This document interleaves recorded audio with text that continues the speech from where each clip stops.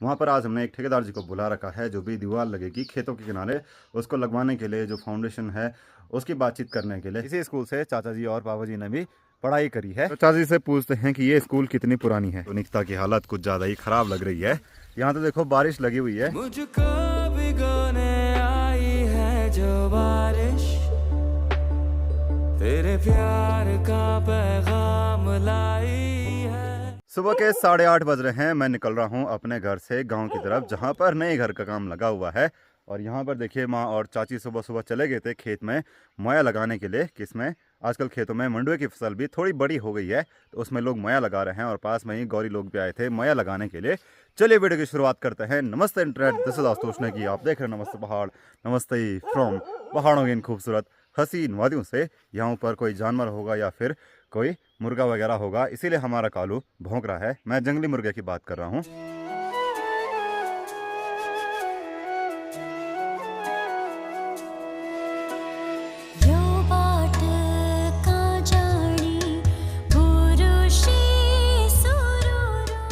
कल रात को काफ़ी ज़्यादा बारिश आई थी, शाम को ही लाइट चली गई थी और अभी तक लाइट नहीं आई है। सारे डिवाइस पर चार्ज भी कम है। वो तो अच्छा है कि पावर बैंक था मेरे पास, इसीलिए चार्ज हो गया इतना।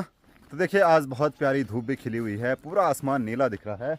और इस तरफ की जो धुंध थी वो धुंध भी कल की बारिश की वजह से हट गई है। सामने की पहाड़ियाँ भी साफ साफ दिखाई दे रही हैं। तो चलो ये भी अच्छा हुआ। और बारिश के बाद जो है वो खेतों में जो फसल है वो और ज़्यादा उग जाती है और ज़्यादा बड़ी हो जाती है। इसीलिए सब लोग चाह रहे हैं कि बारिश से पहले वो खेतों में मोया लगा दें।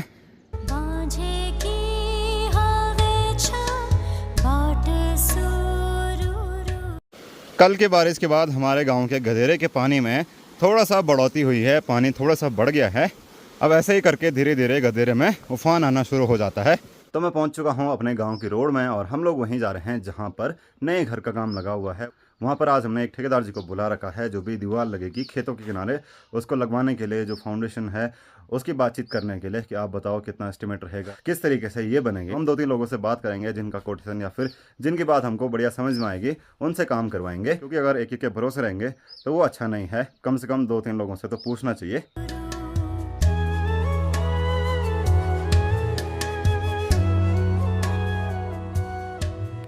तो अभी गांव से हम लोग आए हैं चंद्रनगर की तरफ और ये है हमारा बाजार चंद्रनगर, जो कि बहुत ही ज़्यादा खूबसूरत लोकेशन पर बसा हुआ है। तो हम लोग यहाँ से कुछ सामान लेने के लिए आए हैं। चंद्रनगर से काफ़ी कुछ दिखता है। सामने भगवान कार्तिक स्वामी जी का मंदिर दिखता है, जो है क्रौंच पर्वत है, वहीं पर उनका मंदिर है।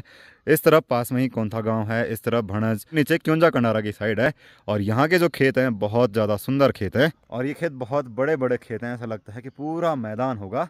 और वो रही ठीक सामने धार में हमारी स्कूल, जहाँ से मैंने 12th पास करी है। किरण ने भी, निखिल ने भी, और अभी वहाँ निकिता पढ़ती है।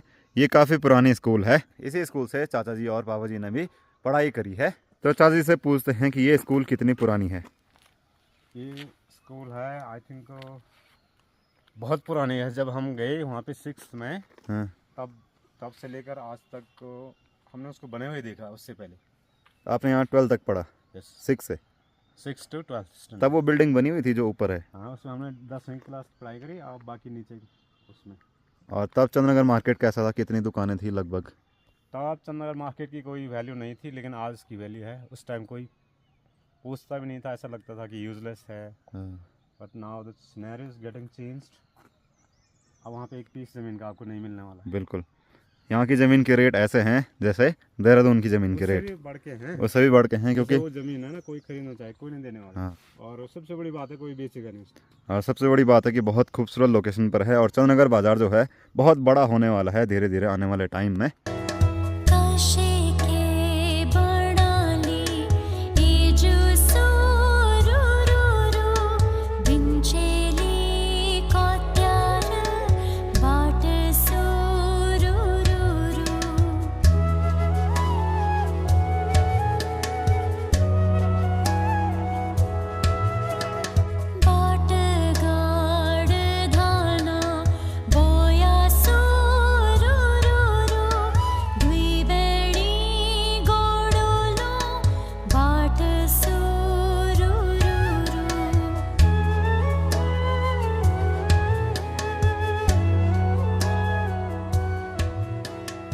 चंद्रनगर बाज़ार से हम लोग घर पहुंच चुके हैं और यहाँ पीछे के खेत में माँ किरण निकिता ये लोग मोया लगा रहे हैं। तो आज हमारे जितने भी खेत इस साइड हैं इन खेतों में मोया लगाने का काम चल रहा है। आजकल जितने भी खेत हैं उन सब खेतों में लोग आ रखे हैं मोया लगाने के लिए। यहाँ पर भी ये देखो कंधे में मोया रख के आए हैं। उसके बाद शायद इस खेत में जाएंगे जहाँ पर चाची है। तो हमारे गांव में बैलों से भी मोया लगाते हैं और इंसान भी लगाते हैं। अभी जो है फसल इतनी बड़ी नहीं हुई है, ज़मीन इतनी हार्ड नहीं है, इसलिए इंसान इसको आसानी से खींच दे रहे हैं। अगर ये कभी बड़ा हो जाता है या फिर किसी खेत में बड़ा हो गया होगा तो उस खेत में बैलों से मोया लगाते हैं।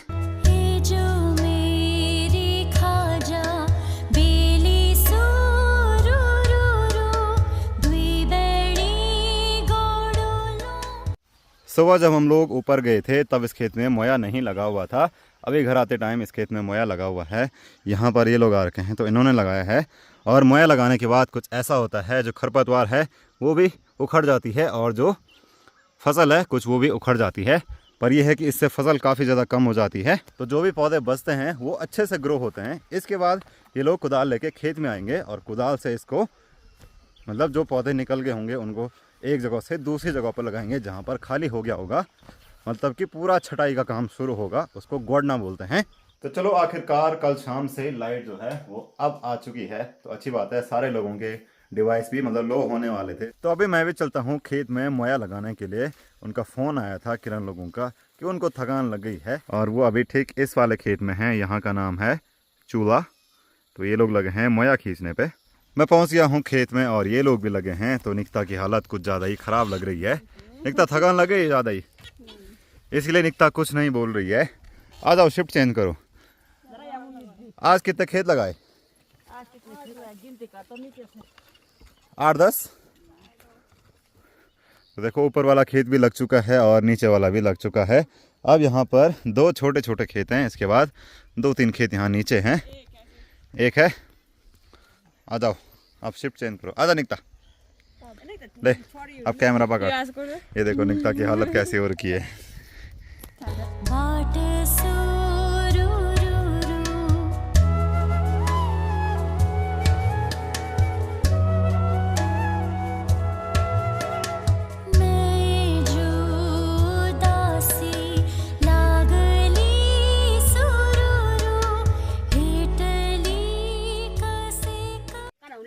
चलिए यहाँ पर हमने मोया लगा दिया है।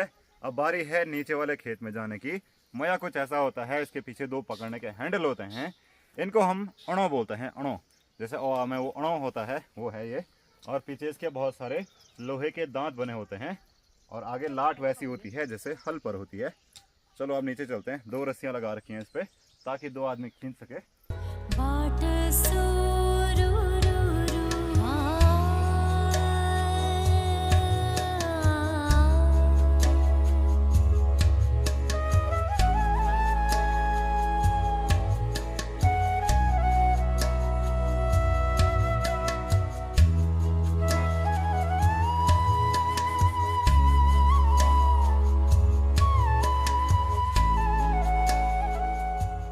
चलिए यहाँ का काम पूरा हो चुका है। ये वाला खेत जो है वो पूरा मैंने ही लगाया है और काफ़ी आफत आ रही है, गर्मी भी हो रही है। और क्या होता है कि जैसे हम खेत लगाते ना, यहाँ पे लाल हुआ कुछ, ये देखो हल्का सा लाल दिख रहा है। जब आदत हो जाएगी तब ये नहीं होगा। तो कुछ ऐसे रस्सी के निशान पड़ते हैं। पहाड़ों का काम मुश्किल भी है और मेहनत भरा भी है, पर क्या करें, मेहनत तो करनी पड़ेगी, नहीं तो खेत सारे बंजर हो जाएंगे। इसमें घास होती है और थोड़ा बहुत अनाज होता है जो कि अपने लिए भी पर्याप्त नहीं होता है। तो कितनी थकान लगी तुमको सुबह से? थोड़ी बहुत। और निकिता की बैटरी चार्ज हो गई है? निकिता को भूख लग गई होगी। चल तेरे लिए समोसे लेके आ रखे हम। कोई बात नहीं यार, आज खा दो यार समोसा। तो चलिए आज का काम पूरा हो चुका है। अब चलते हैं घर की तरफ।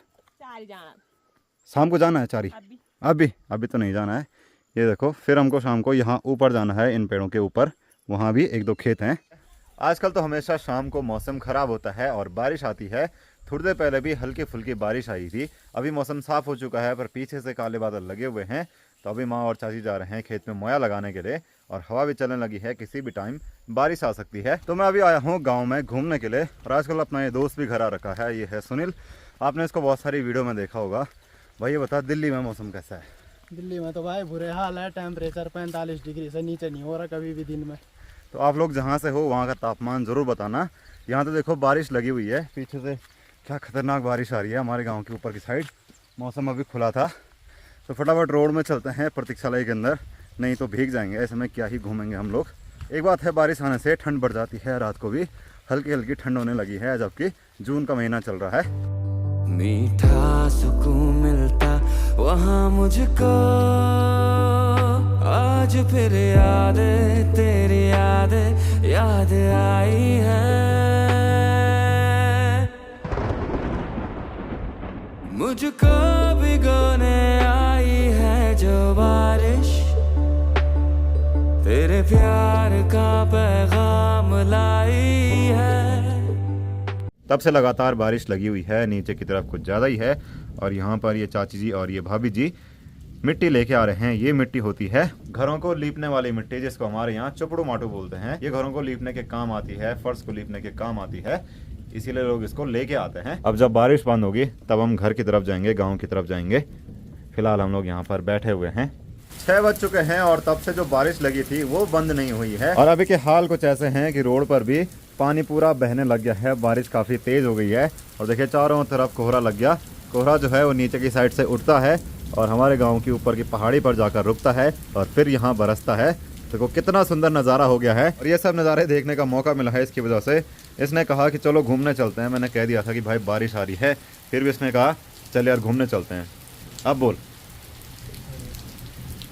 मस्त मौसम, कभी सोचा था ऐसा भी होगा, यहाँ पे खड़े रहेंगे अब। ये तो अभी दिल्ली से आ रहा है, इसको तो मज़ा आ रहा है, पर मैं तो यहीं हूँ।